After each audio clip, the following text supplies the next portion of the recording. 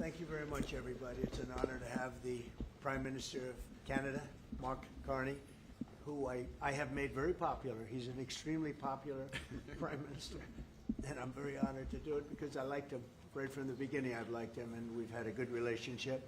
We have some natural conflict, but we will probably work that out. But we've had a very strong relationship, and your hosting of the various countries that showed up, that was a beautiful job you did, and I appreciate it very much. We're going to be talking about trade. We're going to be talking about a lot of different things. We'll certainly be talking about Gaza. We're in very serious negotiations to, I guess you could say, depending on the way you count, 3,000 years. You could say 500 years. You could say, but that it's been raging for a long time.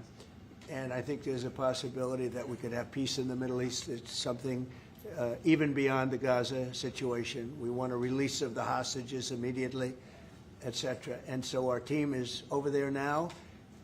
Another team just left, and other countries, literally every country in the world has supported the plan. Yep. I don't think there's anybody that hasn't, actually, not that I've seen. But there's a real chance that we could do something, so you may have some questions on that later. But in the meantime, we'll spend some time and we'll make some deals and we'll do some things that are good for both of our countries. And Mark, it's an honor to have you. Thank you very much. Thank you very much, Mr. President. If I may, you kindly hosted me and some of my colleagues a few months ago, and I said at the time, you are a transformative president. And since then, the transformation in the economy, unprecedented commitments of NATO partners to defense spending, peace from India, Pakistan through to Azerbaijan, Armenia, disabling Iran as a force of terror, and now, and I'm running out of time, but this is in many respects the most important. The what merger created of Canada no, and the what United you States. have created. I'm only kidding. That wasn't where I was going. On this solemn day of commemoration of the horrific attacks of October 7th, Yeah. For the first time in decades, hundreds of years, thousands of years, this prospect of peace that you've made possible. Canada stands foursquare behind those efforts, and we'll do whatever we can to support Very them. nice. Yeah. Thank you, Mark, very much. Any questions? Is there any, what would it take for you to drop or lower your tariffs on Canadian sectors, including aluminum and steel? Well, we're going to be talking about that with the Prime Minister. We'll be talking about tariffs. We'll be talking about a lot of that, but that's for a little bit later on. I want to just acknowledge our great ambassador. Is he doing a good job? He's doing a good job. Otherwise, I'll get him out of there so fast. No, you have a good one. Mr. President, is it the White House's position that furloughed workers should be paid for their back pay? I would say it depends on who we're talking about. I can tell you this, the Democrats have put a lot of people in great risk and jeopardy, but it really depends on who you're talking about. But for the most part, we're going to take care of our people. There are some people that really don't deserve to be taken care of, and we'll take care of them in a different way. Okay? Thank you. Mr. President, in your opinion, why has Canada and the United States failed to reach an agreement up until now? Well, it's a complicated agreement, more complicated maybe than any other agreement we have on trade, because, you know, we have natural conflict. We also have mutual love. You know, we have great love for each other. I love this. I love Canada and the people of Canada, and Mark feels the same way about here.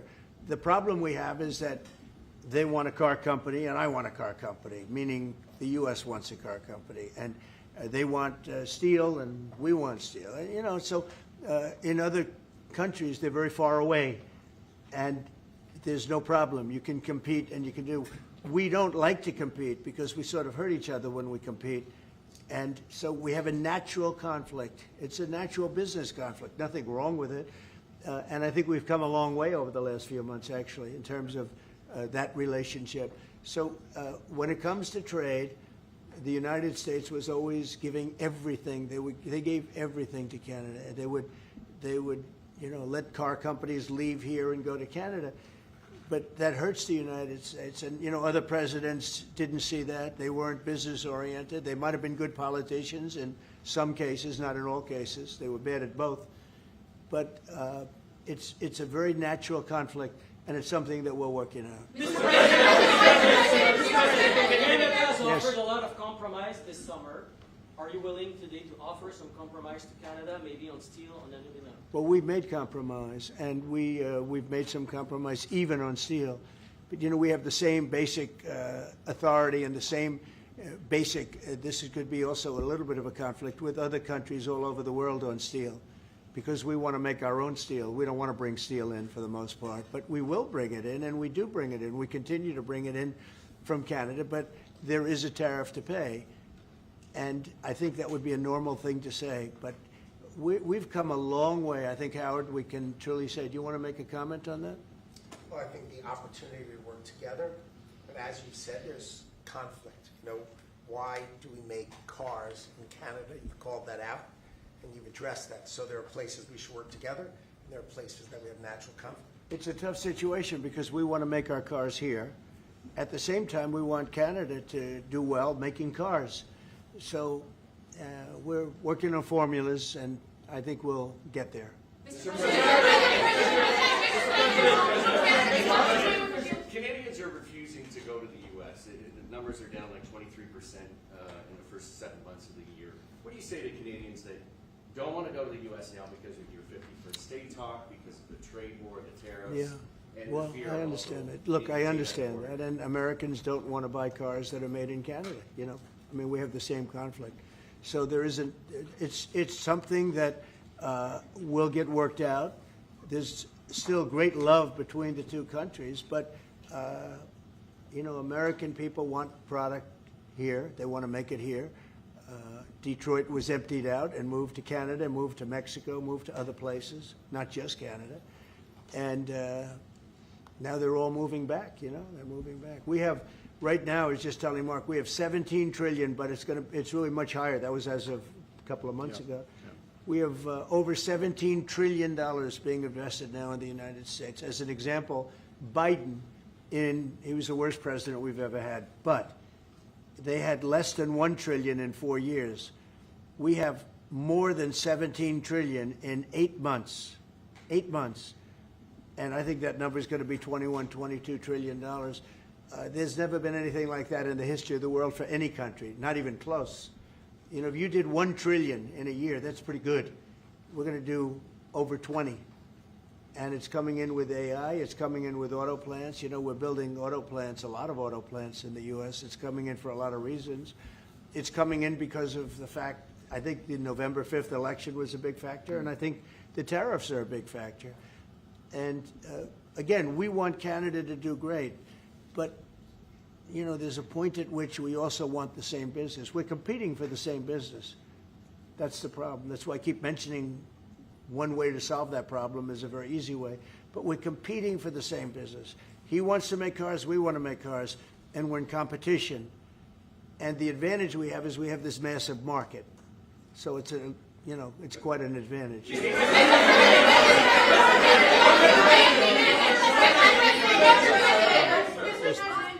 President, can we talk about Portland for a second? Are you planning to invoke the Insurrection Act? And that would be, you know, a very long-standing law that's been on the books. Yeah, well, it's been invoked before, as you know. If you look at Chicago, Chicago's a great city where there's a lot of crime. And if the governor can't do the job, we'll do the job. It's all very simple.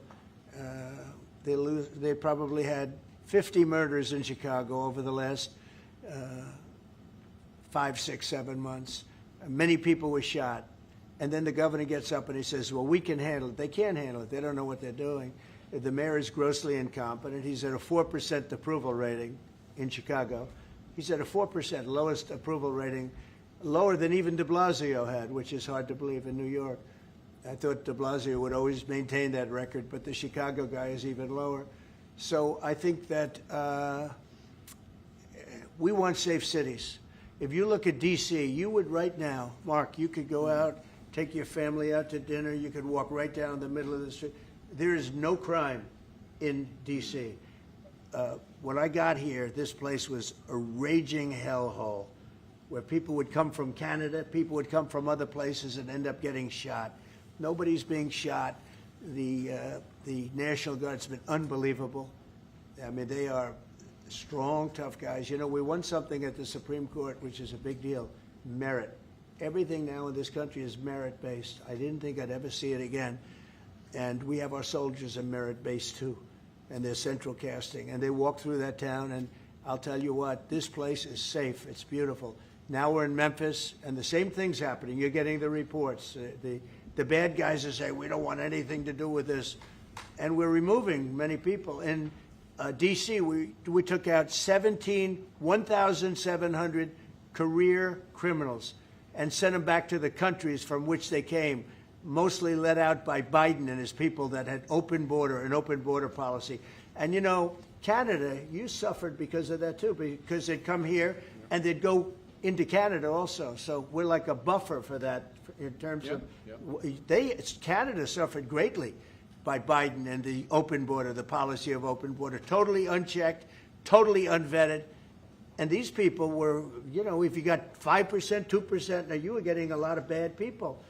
And we now have a closed border. You've done well. Yep. We have a closed border, and it's a really closed border. In fact, for 4 months, I don't even know if this is possible, but the figures were released. 0 people were able to come into the United States from the southern border. 0. And as you know, we've taken a very hard stand on drugs. This is also benefiting you. A lot of we call them the water drugs, the drugs that come in through water. They're not coming. There are no boats anymore. Frankly, there are no fishing boats. There's no boats out there, period. If you want to know the truth, we're saying, does anybody go fishing anymore? The fact is we knocked out, probably saved at least 100,000 lives, American lives, Canadian lives, by taking out all those boats coming in. So it's, and now they don't come in that way anymore. Now they'll come in other ways, and we're not going to allow that either. So we've done a great job on that. But on crime, Chicago's a great city, but you can't be a great city if you have murders and if you have a lot of policy. Just like they had open border policy, anybody could come in. They came in from prisons. They came in from mental institutions, drug dealers. They came in from all over the place, and we don't have that anymore. This country is becoming we're a very strong country. Look, financially speaking, I would say that because of the tariffs, because of the election, because of the policy, because of the great, big, beautiful deal. It's what I added the word great because it really is. It's the biggest bill ever passed in the history of our country. We don't need another bill. It's the biggest tax cuts, I mean, when you think no tax on tips, no tax on Social Security, no tax on overtime for the people. But far beyond that, what it does is incentivizes auto plants and AI and all of the things that nobody's ever passed a bill like it. We don't need another bill. We don't need any more bills. I said, let's get it all at once. I was greatly helped by our Speaker, Mike Johnson, and by the Senate. I'll tell you what, John Thune's both of those guys have been incredible. And we got a bill passed that I said, let's see if we can get it all done. Because these Democrats are like insurrectionists, okay? They're so bad for our country. Their policy is so bad for our country. I said, let's see if we can get it all done and everybody said it's not doable. Because it's the biggest bill ever passed in the history of our country. And we got it all done. We don't need anything else. We got everything we want. And now, because of that, that's a big reason why the companies are coming in. You know, 1 year depreciation, 1 year write-off, 1 year expensing. Nobody's ever seen anything like it. So they're coming in from all over the world. But to have a great country, you can't have crime. And we don't have crime, but we have cities where there's tremendous crime. And Chicago's one of them. And if the governor can't straighten it out, we'll straighten it out. Thank you. A question for the president. Do you remain committed to? Mr. Prime Minister, I'd like to know how come the UK and the European Union have succeeded to sign deals and bring the tariffs down, and Canada still hasn't been able to do the same? Yeah, because they're not located right next to each other. It makes it. In many cases, it's much better and easier. But yeah, and if I may, let's be clear about the relationship as it stands right now. We are the second largest trading partner of the United States. We do a lot of trade going across the border where we're cooperating, first thing. Secondly, we are the largest foreign investor in the United States. $500 billion in the last 5 years alone, probably $8 trillion in the next 5 years if we get the agreement that we expect to get. Thirdly, there are areas, as the President just said, where conflict, maybe not so much conflict, we compete. There are areas where we compete, and it's in those areas where we have to come to an agreement that works. But there are more areas where we are stronger together, and that's what we're focused on. And we're going to get the right deal for America, right deal, obviously, from my perspective, for Canada.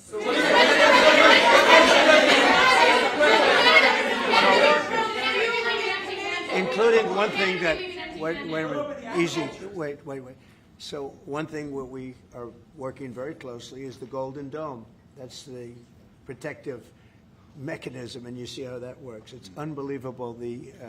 Ronald Reagan wanted to have it, and at that time they didn't have the technology, even close to the technology, but he was advanced, and we'll be working together on a Golden Dome for the two countries, and it's something that I think is going to be very important, especially when you look at the world, you look at what's happening. We want to have that protection. It's really amazing. The technology is unbelievable. Mr.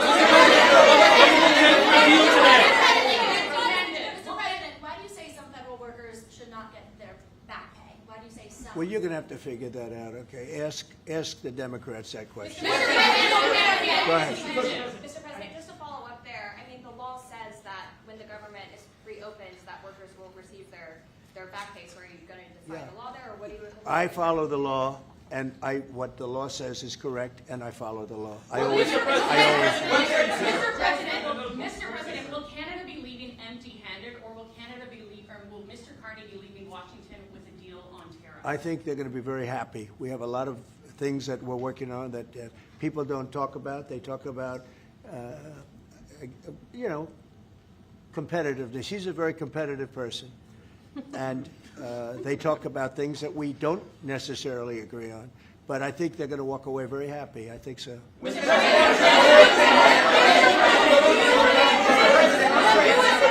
President, on all your trade deals that you've signed, there's been a minimum tariff that countries have got. When USMCA gets renegotiated, do you want a minimum tariff on goods between Canada and the U.S.? Well, we're going to have tariffs between Canada, and, they have them with us. I will say with our farmers, as you know, they went up to as much as 400%, 250, 300, and even one at 401. We found one having to do with a very small product, but it was high. So we've always had tariffs between the two of us, and actually Canada was charging us very high tariffs on our agricultural things, a lot of our agricultural product, and that's one of the things that we talk about for bringing that down. So this is a mutual thing, but. We've been charged tariffs. Look, we're the king of being screwed by tariffs, just so you understand. And I'm not talking about with Canada. I'm talking about with countries all over the world.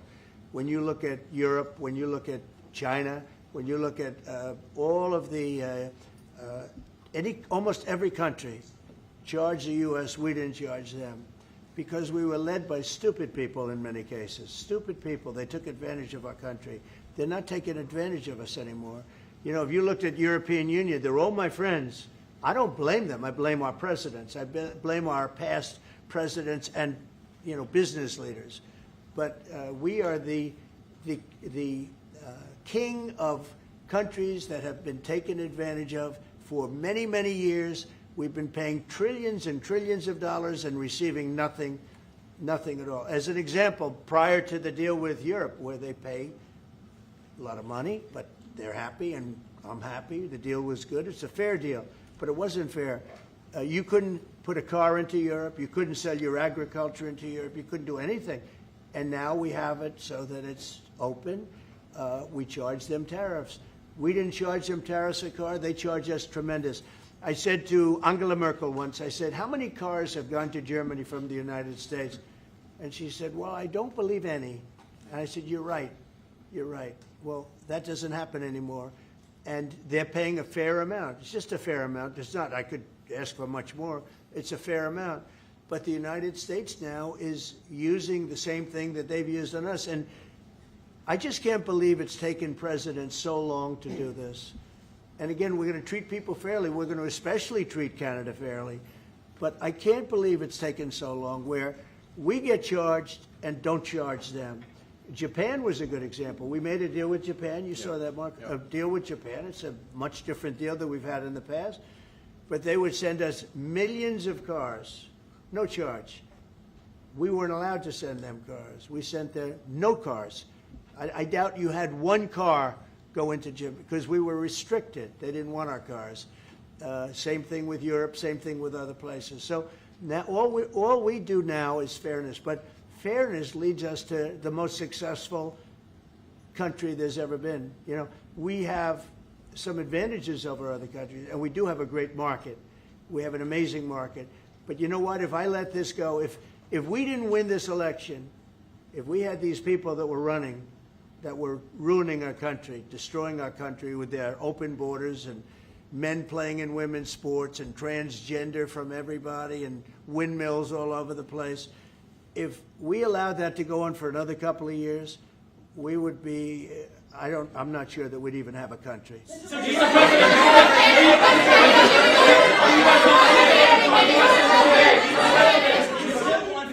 Yeah, Brian. And by the way, I'm not sure we would have even had a country. And now we have the most successful country in the world. Brian? Yes, sir. What is your message to Democrats ahead of a next vote to open up the government? The American people are saying, open the damn government. What's your message to them right now? Well, they're the ones that started it. They're the ones that have it. And it's almost like a kamikaze attack by them. You want to know the truth? This is like a kamikaze attack. They almost, you know, they have nothing to lose. They've lost the elections. They've lost the presidential election in a landslide. I saw the other day where Kamala said, this was a very close election. This was one of the biggest sweeps that anybody's ever had. Won the popular vote by millions, won the Electoral College by a massive amount. They said, if I got 270, that would be great. But I got, I think, 312 or 315, and they got 220. So, you know, we won that. But we won counties. The big thing is counties. So out of all of the counties, thousands and thousands, we got 2,500. They got 525. It was a landslide. And we listened, oh, yes, it was close. It was one of the greatest victories ever. And it was a mandate to do what we're doing. And I hope, and Mark wants this as much as I do, we are very close to making a deal on the Middle East that will bring peace to the Middle East. After all of these years of millions and millions, tens of millions of people being killed, there's a chance to bring peace to the Middle East. In addition to that, I made 7 other deals, and they're, you know, great. And we're, you know, things are happening with respect to Russia, Ukraine. That's one that last week, Mark, 7,812 people were killed. Soldiers, mostly soldiers. Yep. But 7,000, more than 7,000, almost 8,000 soldiers were killed. It's a crazy thing. I thought that would have been one of the easy ones. I get along very well with Putin, and I thought that would have been, I'm very disappointed in him because I thought this would have been an easy one to settle, but it's turned out to be maybe tougher than the Middle East. We'll see what happens with the Middle East. The Middle East. I think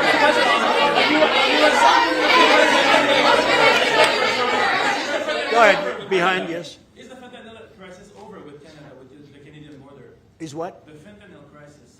No, it's not over. It's never, I think it's never going to be over, frankly. But they've done, Canada's worked hard, and they've done a much better job than in the past. We have very few people coming in through our southern border, too. We've worked with Canada, and we've worked with Mexico, so we've made it a lot better. Look, 80 is too much. 80 is too much. Well, wait. I just, on fentanyl, any amount is too much. So we've gotten it down. It's down substantially. It's less than 1%, but it's, look, it's still too much. It's too much at home in Canada. A lot of people. Yeah, we got to stamp it out. On USMCA, are the two of you both committed to seeing it through in the renegotiation of that deal that you made? Well, we can renegotiate it, and that would be good, or we could just do different deals. We're allowed to do different deals if we want. We might make deals that are better for the individual countries. I don't care. I want to make whatever the best deal is for this country, and also very much with Canada in mind.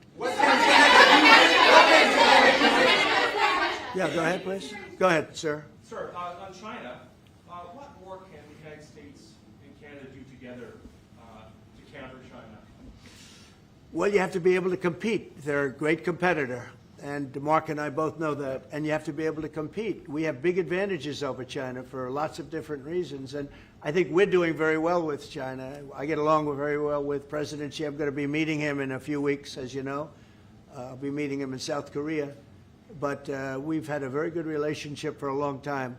But you have to be able to compete. To do well with China, if you can't compete, you're not going to do well with China. And Canada is very competitive. I can tell you that. Canada is a very competitive country. And I think Canada's done very well over the years with China. Yeah, we have. But we'll do better together on that. Mr. President,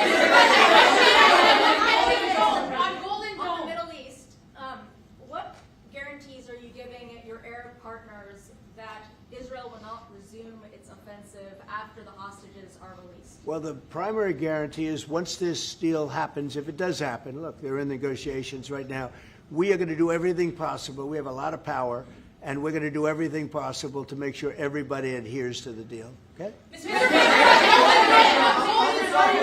Are you concerned about the delays at airports, and how do you see the shutdown lately? Oh, sure. I mean, it's they're all Democrat delays. There are delays at the airport. That's standard. And again, this is something that every day we put forth a bill. It's just a continuation. It's a very simple thing to sign and very simple to do. And I really think that these are people that I think they have nothing to lose. They have a party that's out of control. They have no leader. Nobody knows who the leader is. I look at people with very low IQs like Crockett, this woman Crockett. I never met her, but she's a low IQ individual. I look at AOC talking about how if they want to negotiate, they can come to my office. She's not in that position to do that. And who the hell is she to say that? And then I watch Nancy Pelosi not knowing what to do. I watch their leadership. Look, Schumer is petrified of primary because he's not going to win probably against anybody in a primary. You know, Schumer did the right thing, but he handled it badly originally a year ago. He did probably the right thing, but he handled it badly. I think Schumer is incapable of making a deal.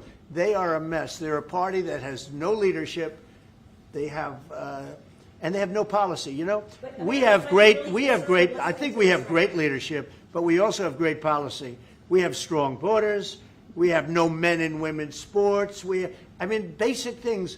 We're not going to take your child away and change the sex of your child. We're not going to do things like that. What they're doing to the country is so incredible. And they got away with it with all their woke crap, and now it's stopped.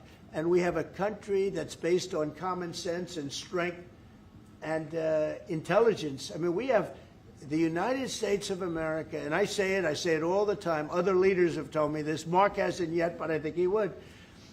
A year ago, we were a dead country, and now we are the hottest country anywhere in the world. Maybe Canada. I'll give Canada, but because I do like Canada. But you know, we're the hottest country in the world right now. There's never been a country that has the kind of money coming into it. There's never been anything like this. There has never been a country that if you take $1 trillion, that would be unbelievable. We're going to have over $20 trillion invested in this country. There's never been anything like what you're seeing, and it's based on good policy and common sense and leadership. Yeah. Mr.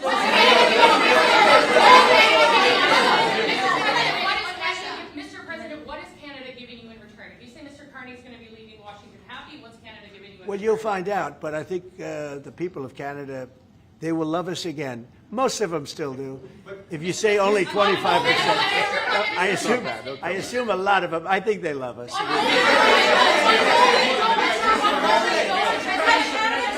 And you know what? I'm not the biggest hockey fan, but I like it a lot. And I watched some of the greatest hockey games I've ever. How good were those games, right? Yeah, very good. We're coming down for the World Series, Mr. President. Oh, good. By the way, your team is looking pretty good.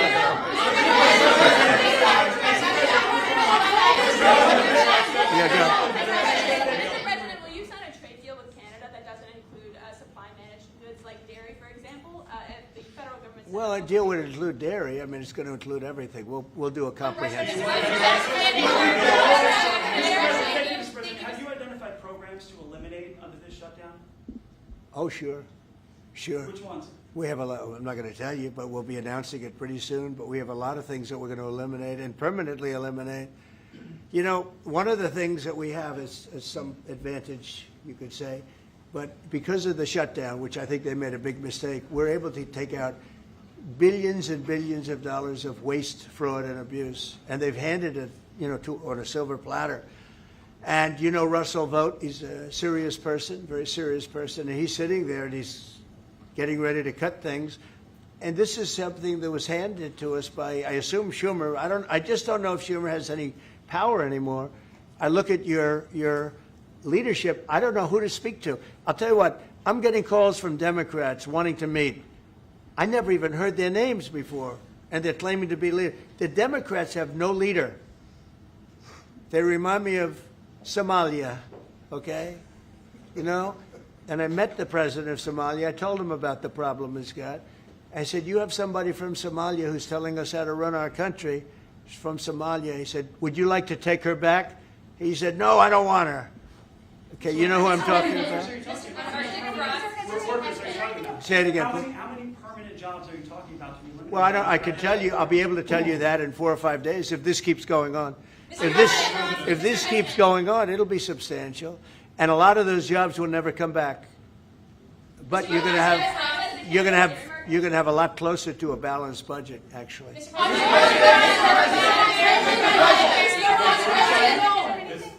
the Prime Minister has done that's making it more difficult to reach a deal? Say it? Is there anything that the Prime Minister has done that's making it more difficult or easier to reach a deal? No, I think he's a great prime minister. I mean, he could represent me anytime. I will tell you, I'm not saying that because he is a very strong, very good leader. He's a nice man, but he could be nasty. He could be very nasty, maybe as nasty as anybody. How? I think Canada, let me put it this way, I can tell you this because I deal with lots of leaders all over the world. He is a world-class leader. He's a man that knows what he wants, and I'm not surprised to see that he won the election and won it substantially, and I would think he's more popular now. He's a good man. He does a great job, and he's a tough negotiator. So then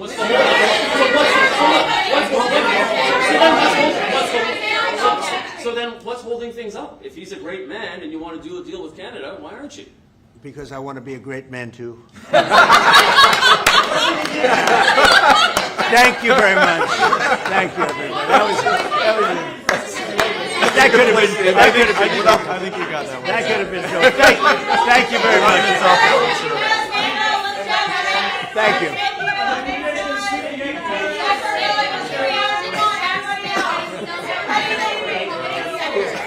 Thank you very much. Hard to finish on a better note.